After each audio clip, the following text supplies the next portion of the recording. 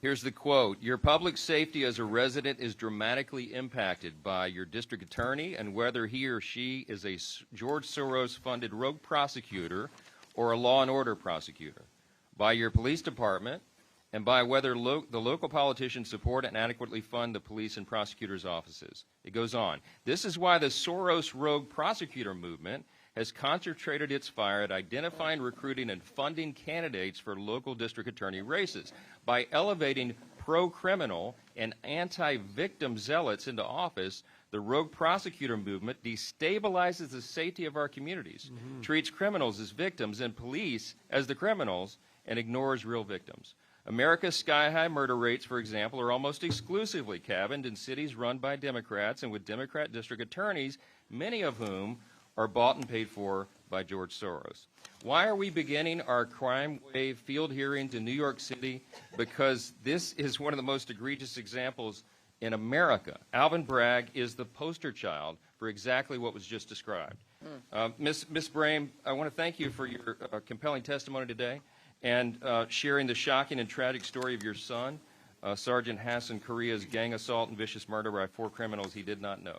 In your written statement submitted today, you wrote this. You said, quote, D.A. Bragg has demonstrated over and over again that he has no regard or concern for human life or victims of crime by instituting his ADAs to not prosecute violent recidivists and ultimately release them back to the streets to victimize and terrorize more innocent New Yorkers, unquote. You heard Mr. Nadler and Mr. Kessler and others share their manipulated statistics this morning, suggesting that New York City is, quote, one of the safest big cities in America. But you and other New Yorkers don't agree with that, I know. Mr. Holden just said our people are afraid to go anywhere because this is the worst lawlessness in the city's history. How do you respond to these claims that this is just a magical, safe city right now? Well, you know, I think that the average New Yorker doesn't care nothing about no statistics, okay?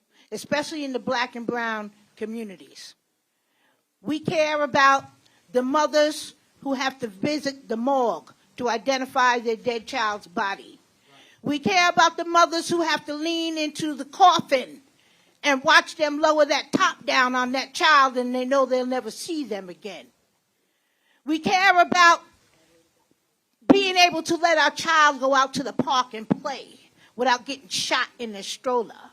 We care about not getting raped in elevators. We don't care nothing about your statistics. You cannot convince us to not believe our lying eyes with your numbers, all right? Because we see it with our very eyes, day in and day out, especially in the poor black and brown communities, where none of you in this room would even step foot in. Ms. Brame, you're so right. And they're changing the subject. They're doing their best to change the subject here and obscure the facts because the facts are difficult for them to face. The objective fact is that Manhattan has instituted pro-crime, anti-victim policies that have resulted in an increase in violent crime and created this dangerous situation in the community. And in one America's once great cities that was the symbol of freedom and opportunity and liberty. According to the NYPD data, New York City saw a 23% surge in major crimes in 1 year since Alvin Bragg took over. That is the fact. We have a violent crime epidemic here, and everybody in America knows it because we see the videos played out on our television, local news, every single night of what's going on here in the city. I just want to say this, and I'm almost out of time, but I've shared in this committee before the long list of statements from leading Democrats in Congress and the leading Democrats on this very committee who specifically and aggressively called for the defunding of the police.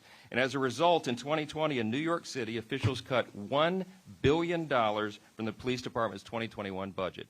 These are the completely foreseeable and obvious effects of these soft-on-crime policies that are advanced by Soros-funded DAs. Alvin Bragg is, in my view, probably the worst offender.